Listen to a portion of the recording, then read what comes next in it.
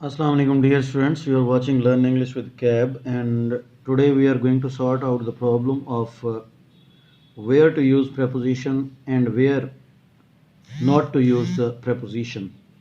preposition का ही मामला है जी। कुछ जगहों पे हम लोग preposition यूज़ नहीं करते, तो वो क्यों नहीं करते और उसकी क्या सिम्टम्स हो सकते हैं।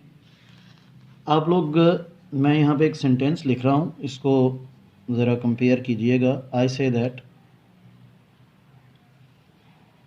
I'll visit you on Sunday.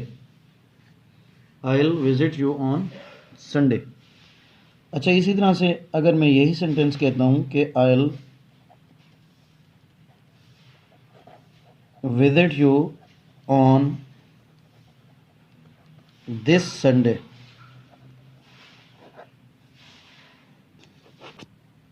तो अब हमारे पास ये जो डिटर्मिनर आया है एक्सप्रेशन ऑफ टाइम के साथ, संडे के साथ दिस आया है, या अगर यही दिस की बजाय एवरी आ जाता, या दिस की इसकी बजाय कोई और डिटर्मिनर आ जाता, ईच आ जाता, I will visit you on each Sunday. ठीक है जी। तो यहाँ पे अब प्रेपोजिशन नहीं बनती जी। याद रखिएगा कि जब भी कभी डिटर्मिनर आ जाए एक्सप्रेशन ऑफ टाइम से पहले, तो प्रेपोजिशन ऑन, एट या इन का जो यूसेज है ये रॉन्ग हो जाता है। ठीक है जी। अब इन डिटर्मिनर्स में कौन कौन से डिटर्मिनर्स होते हैं, इसमें आपके पास नेक्स्ट, यानी कि आप इसका पैटर्न ये बनेगा कि on, at, in plus next, last, this, that, और इस पे जनाब some, any, each, every,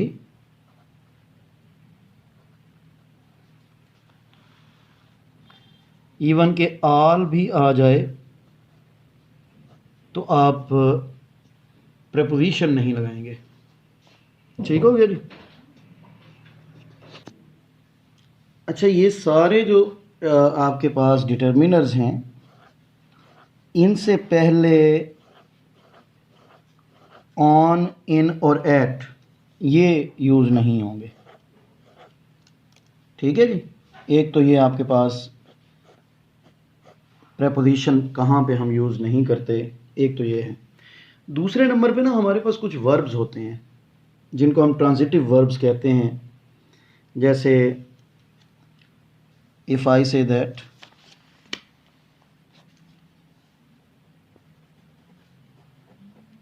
she loves her kids, she loves her kids, तो ये नहीं हो सकता कि she loves to her kids, या इंग्लैंड अटैक्ड ऑन जर्मनी। तो अटैक के साथ भी प्रेपोजिशन नहीं आता, लव के साथ भी प्रेपोजिशन नहीं आता, तो लव टू नहीं हो सकता, और अटैक्ड ऑन नहीं हो सकता, अटैक्ड ही होगा। इस कैटेगरी में जो हमारे पास वर्ब्स होते हैं वो वर्ब्स होते हैं, ये मैं यहीं पे ऊपर ही लिखूंगा। इसमें जो फेमस वर्ब्स हैं वो लव है, हेट है, रीच है,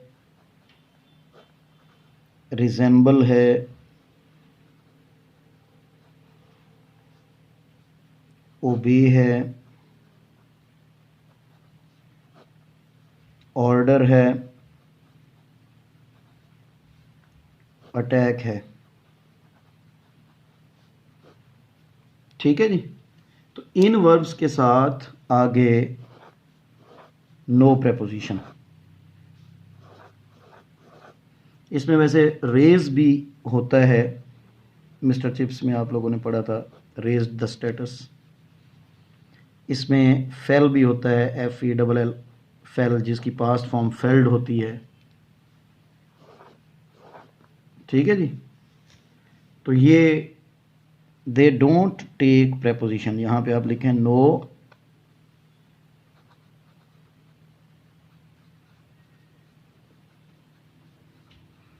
प्रेपोजिशन। इसके अलावा एक और तीसरा भी मामला होता है इसका। वो मामला ये होता है कि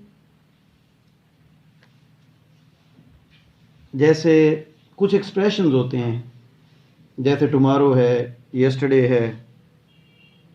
if I say that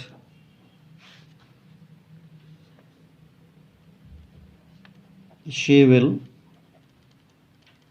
visit her parents on tomorrow.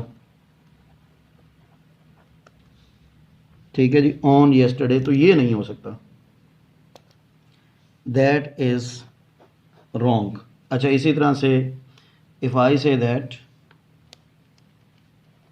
I am going to upstairs, तो अब गोइंग अपस्टेयर्स होगा, गोइंग टू अपस्टेयर्स नहीं होगा। तो इसमें जो और एक्सप्रेशंस होते हैं, इसमें हमारे पास हमने कहा कि टुमारो हो सकता है,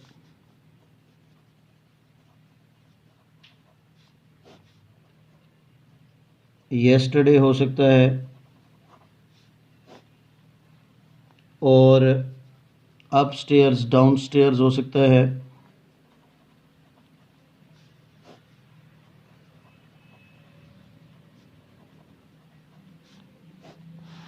और इसमें हमारे पास अप टाउन डाउन टाउन हो सकता है।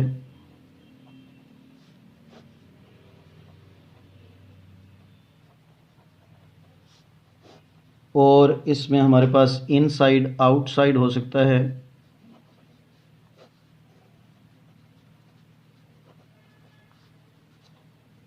ठीक है जी। और इसमें हमारे पास day before yesterday and day before tomorrow भी हो सकता है, डे आफ्टर टुमारो भी हो सकता है। Day before yesterday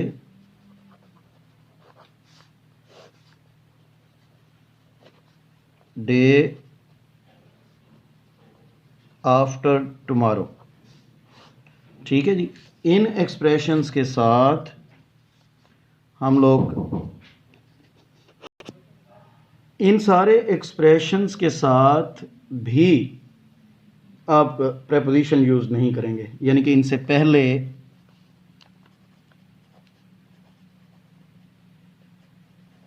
no preposition. ठीक है जी। That was all from my side for today. Thank you very much for watching learn English with cab. यानी कि आज के लेक्चर को अगर मैं कंक्लूड करूं तो हमने 3 चीज़ों पे बात की। एक तो हमने कहा कि अगर तो किसी नाउन के साथ कोई डिटर्मिनर आ जाए, ख़ास तौर पर उसके साथ जो प्रेपोजिशंस ऑफ प्लेस हैं, ऑन, एट एंड इन, वो यूज़ नहीं होंगी। दूसरे नंबर पे आई टोल्ड यू पीपल के ट्रांजिटिव वर्ब्स जो हैं उनके बाद प्रेपोजिशन यूज़ नहीं होगा। तीसरे नंबर पे मैंने आपको कुछ एक्सप्रेशंस बताए, इन एक्सप्रेशंस से पहले प्रेपोजिशन यूज़ नहीं होता। ठीक है जी। तो that was all from my side for today. Thank you very much for watching learn English with cab. Will see you tomorrow इंशाल्लाह। Take care. अल्लाह हाफिज़।